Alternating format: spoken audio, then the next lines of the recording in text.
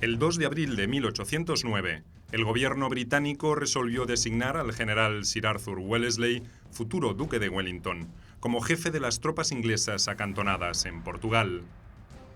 Esta resolución tendría una enorme y decisiva importancia en el desarrollo futuro de la Guerra de la Independencia de España. Gran Bretaña, hasta ese momento, había tenido una actitud ambivalente en torno a los asuntos de la península. Sus intentos de proteger al reino lusitano habían respondido más a las necesidades de limitar la expansión de Napoleón antes que al deseo de disputarle la hegemonía europea en territorio continental. Dentro de poco tiempo, arrojaré de la península al ejército británico que se ha enviado a España, no para ayudaros, sino para inspiraros una falsa confianza y llevaros por mal camino. ¡No quiero cobardes en mi ejército!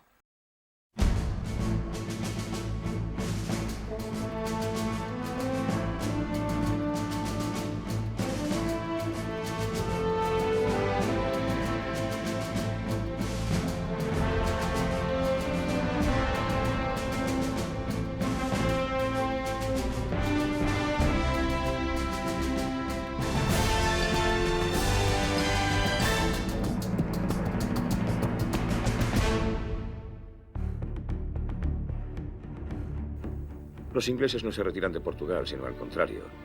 Se despliegan hacia el noroeste. Su plan es cortar nuestras comunicaciones. Voy a caer sobre ellos. A marchas forzadas. Quedarán aislados lejos de sus bases y de sus puertos de embarque. Los aniquilaré. Los desastrosos resultados del cuerpo expedicionario inglés comandado por el general John Moore en el invierno de 1808 habían influido negativamente en la opinión pública inglesa. El clima político no era propicio para arriesgar tropas de refresco en la península ibérica y combatir allí con los poderosos ejércitos napoleónicos. En el Parlamento británico, la opinión sobre la necesidad de evacuar la guarnición acantonada en Portugal ganaba adeptos. Parecía una cuestión de tiempo la posible decisión de abandonar a españoles y portugueses a su suerte. Los ingleses se dieron cuenta inmediatamente del peligro que suponía la hegemonía de Napoleón.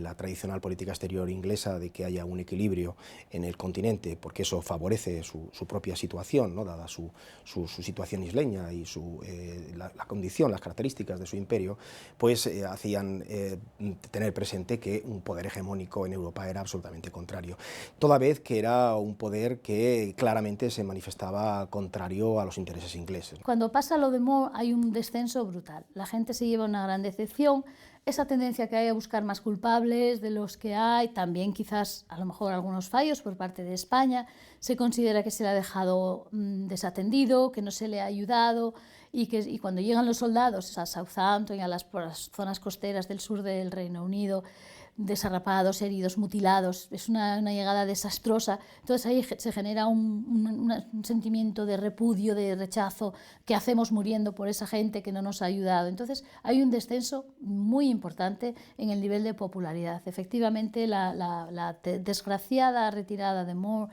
es influye negativamente.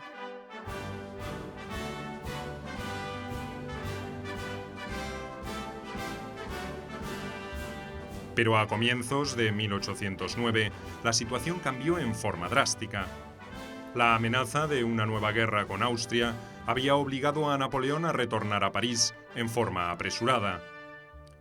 Tuvo que dejar en manos de sus mariscales la conclusión de una campaña que suponía victoriosa. Pero sin su conducción personal, nada sería igual. Las rencillas entre los jefes napoleónicos dificultarían las operaciones y disminuirían su eficacia. Además, la empecinada resistencia patriótica, tanto en España como en Portugal, jugaría en contra de los planes de una rápida conquista y una inmediata pacificación de la península. Napoleón en España cometió varios patinazos muy importantes, ¿no?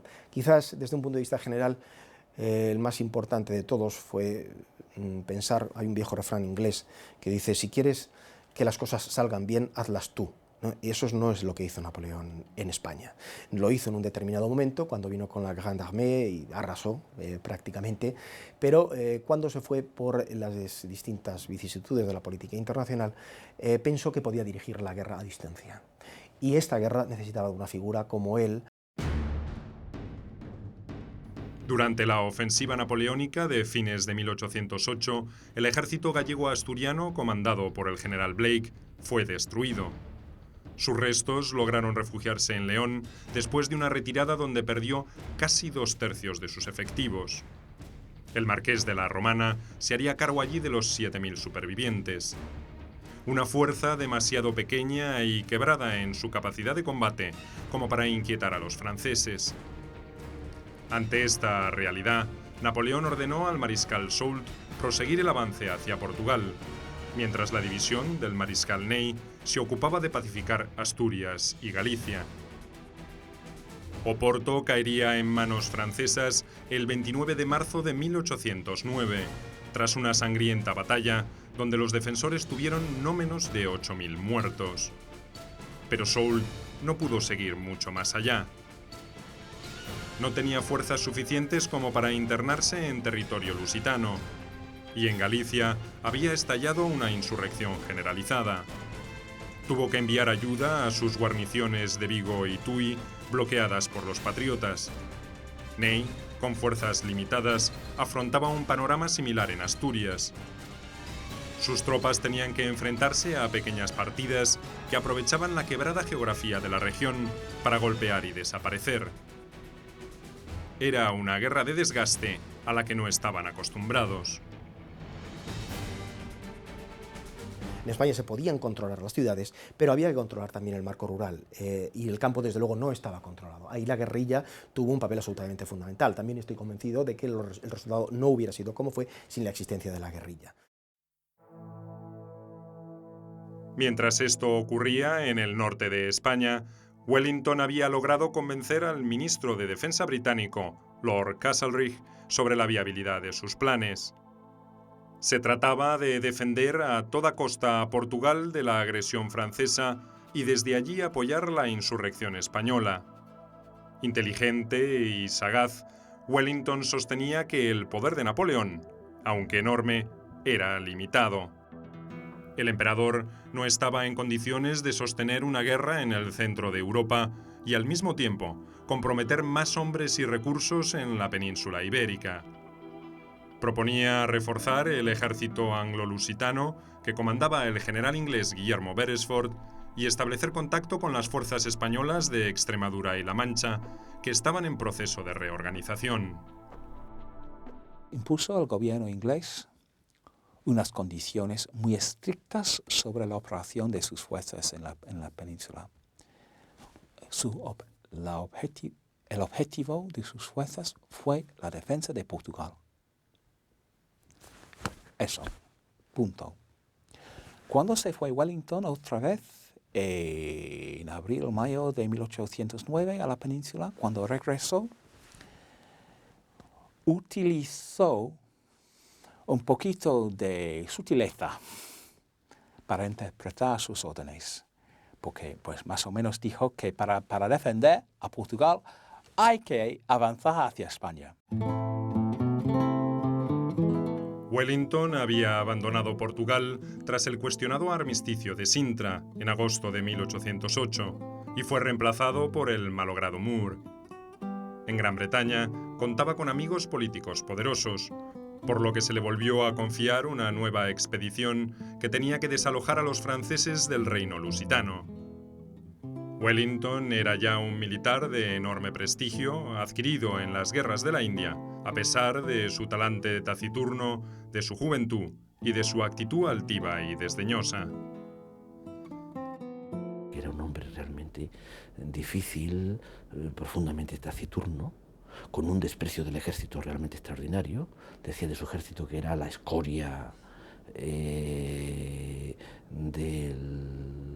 la sociedad británica, despreciaba a sus hombres, de un pistoletazo mata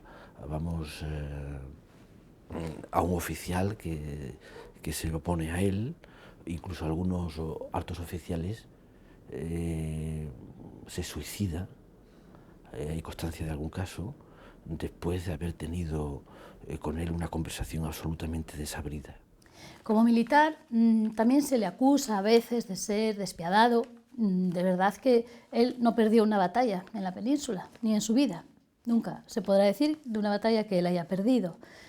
Otra cosa es que después de una victoria los resultados posteriores hayan sido buenos o malos, pero desde luego militarmente como estratega era un gran amante de conocer la situación geográfica, los planos, estudiaba muchísimo los planos de las zonas en donde se establecía su estrategia y preparaba muy cautelosamente todas sus acciones.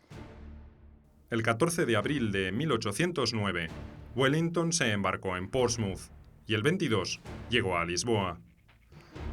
Antes de partir, se enteró de la conquista de Oporto por Soult y viajó angustiado por falsos rumores sobre el supuesto sitio a Badajoz por parte del mariscal Víctor. Temía una operación combinada antes de que pudiera organizar sus fuerzas en territorio portugués. Pero nada de eso había ocurrido. Soult seguía en Oporto y Víctor no se había movido de Mérida. Ninguno de los dos tenía fuerzas suficientes como para atacar en forma individual a la coalición anglo-portuguesa. Estaban, además, demasiado lejos el uno del otro como para coordinar sus acciones, y ni siquiera podían controlar en forma efectiva la insurrección en sus respectivas retaguardias. Ese era un problema casi insoluble para los franceses. A medida que ganaban batallas y avanzaban, la rebelión a sus espaldas se incrementaba. Los británicos pudieron desembarcar aquella primavera unos 30.000 soldados y una abundante cantidad de pertrechos bélicos en Lisboa. Esa fuerza se uniría a una tropa equivalente de portugueses y británicos que ya defendían el centro y el sur del territorio de Portugal. Con estos medios, Wellington trazó rápidamente su plan de operaciones. Resolvió primero atacar a Soult para obligarlo a abandonar Portugal. Una vez alcanzado ese objetivo, se encargaría de Víctor. Para esta segunda operación, imaginaba contar con la colaboración del ejército de Extremadura al mando del general Gregorio de la Cuesta. Ese ejército había sufrido, el 28 de marzo, una importante derrota en Medellín, pero se estaba reorganizando rápidamente. Cuando se nombra comandante en jefe del ejército de Extremadura, que es por presión popular, él es aclamado por el pueblo, no por los políticos. La Junta de Extremadura no le quiere. Entonces es un hombre polémico, luchador hasta el final y caracterizado por un grandísimo sentido del honor y de fidelidad y de enemistad absoluta a los franceses. De hecho, en ese sentido no hay ninguna duda. El general inglés consideraba que podía aplastar a ambos contingentes franceses y de esa forma garantizar la integridad de Portugal. Si lograba ambos objetivos, la parte más importante de su misión estaría concluida.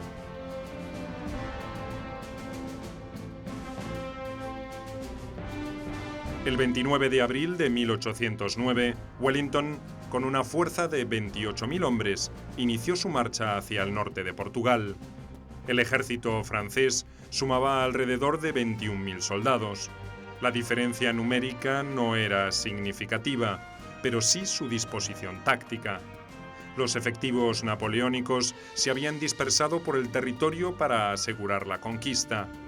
El anglo-lusitano, en cambio, avanzaba en dos grandes bloques. El cuerpo principal apuntaba a Oporto, mientras que una columna de flanqueo, al mando de Beresford, pretendía cortar una eventual retirada de Soult hacia León. El mariscal Soult no estaba dispuesto a presentar batalla en esas condiciones y ordenó el repliegue hacia el este. Pero evaluó mal la capacidad de maniobra de las tropas de Wellington. Consideró que franquear el río Duero les llevaría varios días y demoró en exceso la evacuación de Oporto, fijada para los días 14 y 15 de mayo. El 12 de mayo, tras ejecutar una audaz y sorprendente maniobra, los ingleses lograron cruzar el río frente a la ciudad. Soult se vio obligado a realizar una retirada desordenada para evitar una derrota aplastante. Nos ha hablado de que el general Soult, francés, avanzaba por Portugal y podía cortarle las comunicaciones, y ante eso Wellington se mostró prudente para no quedarse rodeado, ¿no? Pero también hay que tener en cuenta la política inglesa del momento. O sea, en realidad, esto hay que tenerlo siempre muy en cuenta para analizar la guerra de independencia con respecto a la posición de los ingleses. En realidad no tenía unas órdenes directas de eliminar a las tropas francesas de España. Wellington había adivinado la maniobra del ejército francés. Soult quedó atrapado entre el cuerpo principal, que avanzaba por el oeste, y el auxiliar, al mando de Beresford, por el este. No tuvo otra opción que retroceder hacia Galicia por los casi inaccesibles caminos de Montealegre. Debió desprenderse de gran parte de su equipo pesado, especialmente de su artillería. Fue una retirada en extremo penosa para sus fuerzas. Durante 2 semanas, su ejército tuvo que salvar toda clase de obstáculos geográficos, casi sin alimentos, y hostigado en forma persistente por las avanzadas inglesas. Cuando cesó la persecución en las cercanías de Orense el 1 de mayo de 1809, las fuerzas napoleónicas no estaban en condiciones de entrar en batalla. Habían perdido 2.500 hombres, toda su artillería pesada, y estaban hambrientas y desequilibradas. Con solo algunos encuentros de menor envergadura, Wellington había logrado su primer objetivo. Como militar, Wellington fue, ante todo y sobre todo, un estratega enormemente, cuya estrategia, el principio suyo fundamental fue el de esperar y ver, obsesionado con la logística, obsesionado con el detalle preciosista del abastecimiento de sus hombres, nada partidario de batallas espectaculares, nada partidario del enfrentamiento abierto con los franceses, sino consciente de que el tiempo jugaba a su favor. Lo cierto es que solo a partir de 1812 es cuando la cadena de éxitos británicos se hace realmente insuperable para los franceses. Al llegar a Galicia, diezmado y agotado, el ejército de Soult no halló un panorama consolador. Allí también se hallaban en apuros los ejércitos imperiales. Las órdenes recibidas por el mariscal Ney habían sido las de pacificar Galicia y Asturias para evitar eventuales intervenciones inglesas desde el mar. Se había tratado de una decisión apresurada, adoptada al calor de la persecución del ejército de Moore, emprendida por el emperador. Napoleón y su Estado Mayor ignoraban casi todo sobre esa región y subestimaron la capacidad de reacción de sus habitantes. El campesinado gallego era reacio a involucrarse en una guerra que no sentía como propia, hasta que sus tierras y sus escasas pertenencias se vieron amenazadas. La confiscación de los pocos recursos con que contaban para subsistir enfurecieron a esos pobres labradores, en permanente conflicto con los terratenientes a los que pagaban pesados tributos. La insurrección se extendió como un incendio imposible de extinguir por las escasas fuerzas de Ney. Los franceses entran constantemente en el ciclo guerrillero. Y además hay algo que ellos no perciben: el guerrillero es sustituible. Quiere decirse, son tantos los campesinos que pueden tomar un arma, ya no solo por una causa ideológica, que creo que es, y política, que creo que es lo menos, sino fundamentalmente por el concepto de la cultura de la muerte, que se habla muy poco de esto. Es decir, los muertos llaman a los vivos a la defensa, por la cultura incluso de la venganza, que se aplastase o no una partida entera, surgiría otra tarde o temprano por el efecto acción-reacción. Esto los franceses no lo pueden hacer, pues son fuerzas limitadas. El mariscal Ney dividió su ejército en 4 brigadas que operaban desde Lugo, Mondoñedo, Santiago y La Coruña. Desde allí partían columnas móviles que constantemente dispersaban a los rebeldes. Pero esa campaña se volvió estéril y peligrosa para los franceses. En cada pueblo, en cada aldea, grupos de campesinos alzados emboscaban pequeñas partidas de soldados imperiales. En ciudades como Vivero o Ribadeo se animaron incluso a reducir columnas de hasta 150 hombres a caballo. De menor a mayor, la rebelión pasó del campo a ciudades más importantes como Vigo y Tui, que fueron sitiadas por campesinos armados. Con la ayuda de una flotilla inglesa, los patriotas incluso lograron, el 28 de marzo, la rendición de Vigo. En Santiago de Compostela, un ejército de tropas regulares y de aldeanos llegó a derrotar a una brigada del ejército de Ney, a cargo del general Mackune, el 23 de mayo de 1809. Los franceses necesitan tener guarniciones fuertes en las ciudades para custodiar esas ciudades, ¿no? Y necesitan también garantizarse las comunicaciones para no quedarse aislados, ¿no? Con lo cual ya hay, no miles, incluso centenares de miles de hombres que están ocupados ya solo en esas funciones. Entonces, en realidad, las fuerzas operativas de choque con las que contaban los franceses eran en realidad pocas. Los problemas en Galicia habían demorado la invasión napoleónica de Asturias. En el mes de febrero, José Bonaparte exigió a Ney que apresurara esa campaña, y el mariscal se puso en marcha el 13 de mayo de 1809, con más de 7.000 hombres. Otra división, al mando del general Kellerman, colaboró con el cuerpo principal en una campaña relámpago que no arrojó resultados permanentes. A diferencia de los gallegos, los asturianos todavía contaban con unos 20.000 hombres bien equipados, aunque divididos en varios cuerpos. El objetivo de este despliegue era el de cubrir las principales rutas de una posible invasión, pero solo sirvió para favorecer la campaña francesa. También favoreció los planes de Ney el serio conflicto político que se había producido en el Principado y que contribuyó a impedir que se organizara una defensa más eficaz. La Junta Central había acusado a su homóloga asturiana de no contribuir al esfuerzo común de la guerra y ordenó intervenir al marqués de la Romana.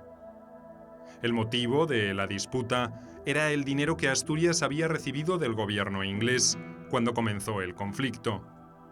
Solo una pequeña parte de los 20 millones de reales recibidos entonces habían sido girados a la autoridad central española. El general La Romana no anduvo con rodeos.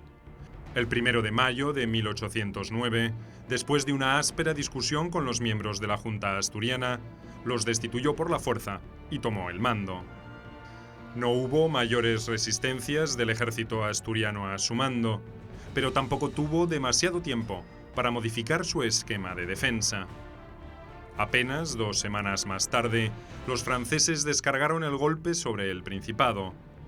Ney saqueó Oviedo y tomó Gijón entre el 19 y el 20 de mayo, pero apenas 2 días después tuvo que volver sobre sus pasos.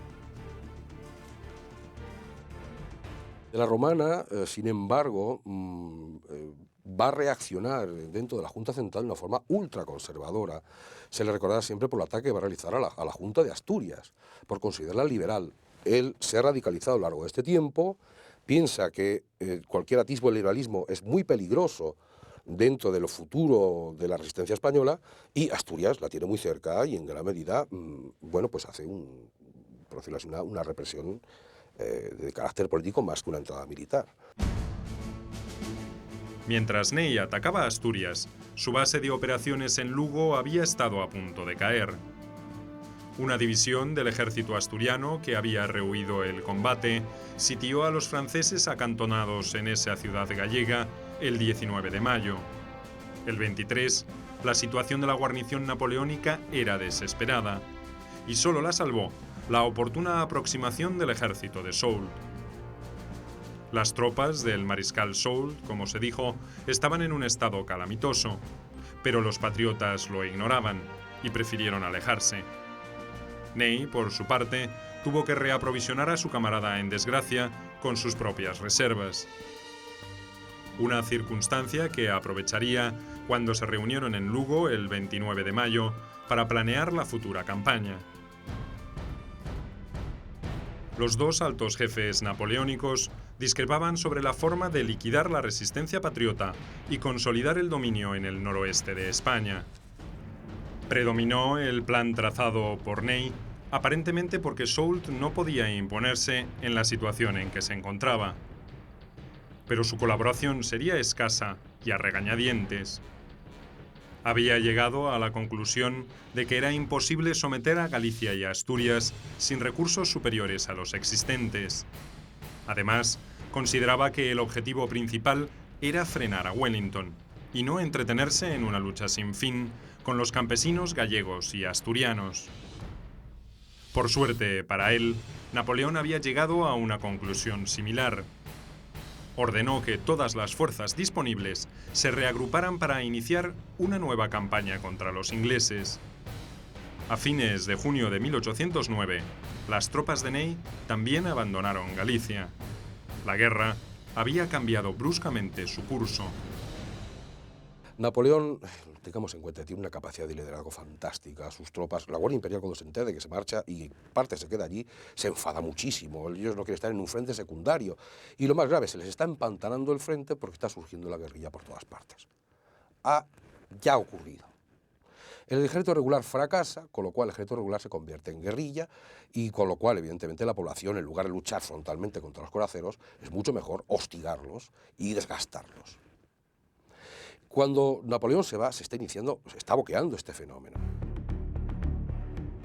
Mientras tanto, después de expulsar a Soult del norte de Portugal, Wellington trasladó el grueso de sus fuerzas hacia el centro del territorio lusitano. Su plan consistía en atacar sin demora al mariscal Víctor, que seguía acampado en Mérida. El comandante francés no había continuado su avance hacia Andalucía como estaba previsto, por el riesgo de que una división anglo-portuguesa le cortara sus comunicaciones con Madrid. También vacilaba en rotar hacia Portugal por el peligro que significaba el ejército de Extremadura a sus espaldas. En realidad, había esperado en vano alguna noticia sobre un eventual avance de Soult hacia Lisboa para atacar por el sur de Portugal a los ingleses.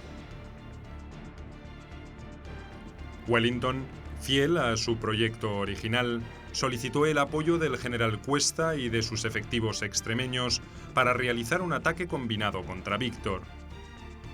No resultó fácil para los dos militares alcanzar un acuerdo sobre los roles que jugarían cada uno en esa campaña.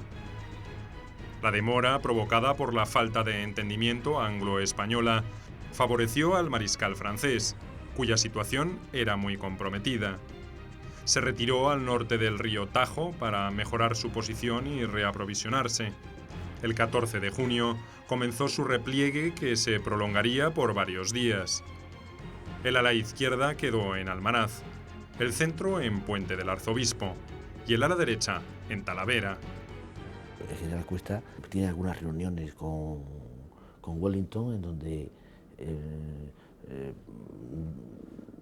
prácticamente no se habla una palabra, es decir, era la persona menos apropiada para dirigir, vamos, en ese momento, la campaña en contra de Napoleón, por razones porque estaba completamente chapado a la antigua, no comprendía lo que era la nueva situación y su actitud va a ser lamentable desde el punto de vista militar y además con consecuencias políticas también lamentables. Cuesta y Wellington se enfrentan bastante, pero bueno, de alguna manera también colaboran y se ayudan mutuamente. Hay mucho mito en torno a eso, hay muchas lecturas posteriores, si se leen los despachos de Wellington, protesta muchísimo por la actuación de Cuesta, pero si Cuesta está en un apuro, en una zona, si puede, va, y al revés también. O sea que no es tan grande la divergencia, el problema surge más a nivel personal en las diferentes maneras de enfocar la estrategia.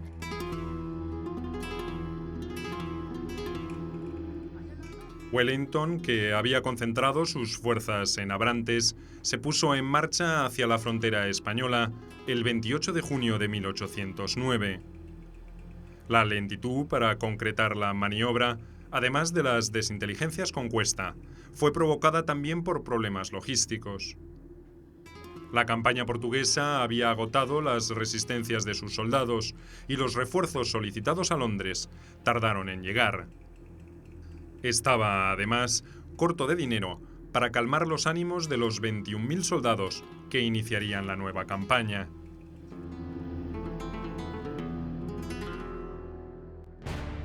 Solucionados estos inconvenientes, el 3 de julio de 1809, el ejército inglés cruzó la frontera y el 8 acampó en Plasencia.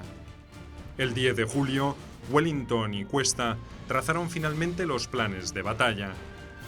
Habían recibido el refuerzo del Ejército de la Mancha a cargo del general Venegas, con lo que la coalición anglo-hispana portuguesa reunía una poderosa fuerza de no menos de 55.000 combatientes.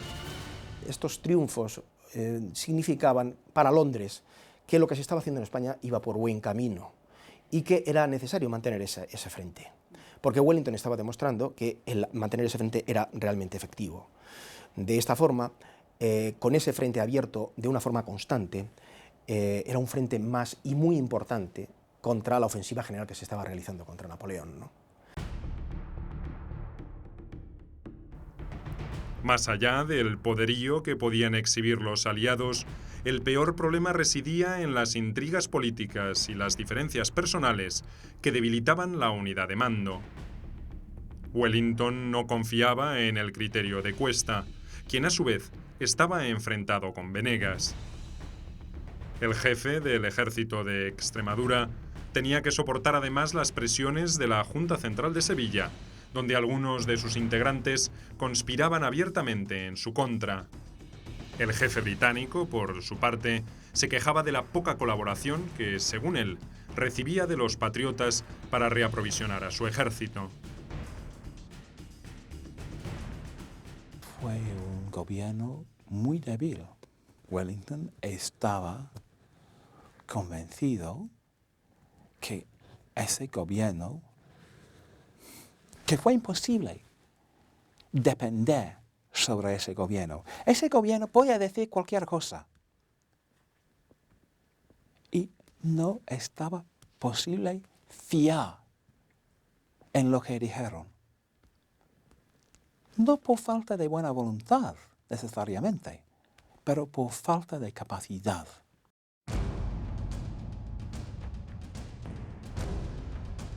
Pese a todas estas disputas, los aliados persiguieron al ejército del mariscal Víctor, que después de sucesivos repliegues terminó acantonado en Toledo. La retirada francesa respondía a una simple razón táctica. Víctor retrocedió para poder reunirse en esa ciudad con los refuerzos que José Bonaparte le había traído desde Madrid. En total, los franceses lograron poner en condiciones de combatir a un total de 46.000 hombres. Con ellos, los mariscales Víctor y Jourdan y el rey José retornaron a Talavera para librar una batalla que consideraron decisiva para sus intereses en España. La relación de José Bonaparte con los generales fue mala, precisamente por esa circunstancia, por el hecho de que Napoleón quería sintonizar con el pueblo español y los generales del ejército napoleónico eran un obstáculo que impedían esa sintonía. Entre otras razones, porque esos generales imponían su ley en aquellos lugares en donde estaba acantonado el ejército, a cuyo frente estaban estos generales, sobre todo en el momento en que decidieron, para financiar precisamente la estancia del ejército en la península. La batalla de Talavera se inició en la noche del 27 y la madrugada del 28 de julio, con dos frustrados intentos de los franceses por ocupar el cerro de Medellín. Wellington había desplegado los contingentes aliados en una fuerte posición defensiva que probó su eficacia. Las acciones prosiguieron durante la tarde. Nuevos ataques napoleónicos contra los aliados anglo-españoles se sucedieron por su flanco derecho y por el centro de su dispositivo de defensa. Esos intentos fueron completamente rechazados. Para neutralizar una maniobra destinada a someter a su flanco derecho, Wellington ordenó una carga de caballería que concluyó en un completo desastre. La situación parecía estabilizada, pero el mariscal Jourdan y el rey José consideraron prudente iniciar el repliegue con sus reservas intactas. Los aliados, a su vez, no intentaron hostigarlos. Wellington se mostró prudente para no quedarse rodeado, ¿no? Pero también hay que tener en cuenta la política inglesa del momento. O sea, en realidad, esto hay que tenerlo siempre muy en cuenta para analizar la guerra de independencia con respecto a la posición de los ingleses. En realidad no tenía unas órdenes directas de eliminar a las tropas francesas de España, ni de siquiera tomar Madrid. O sea, las órdenes que tenían era de la defensa de Portugal. Y entonces él era un poco cauto también a ver qué órdenes venían de Inglaterra para saber si podía seguir avanzando. A todo eso hay que agregar su natural prudencia a la hora de los choques militares, y con eso pues tendremos un poco la explicación de por qué no se remató esa posible victoria. Hubo una mutua admisión de terminar la partida en tablas. Desde ese punto de vista, la batalla de Talavera constituyó apenas un éxito táctico de españoles e ingleses, a pesar del elevado número de bajas que dejó el enfrentamiento. Los aliados perdieron alrededor de 5.300 hombres, entre muertos y heridos, y los franceses, más de 7.200 soldados.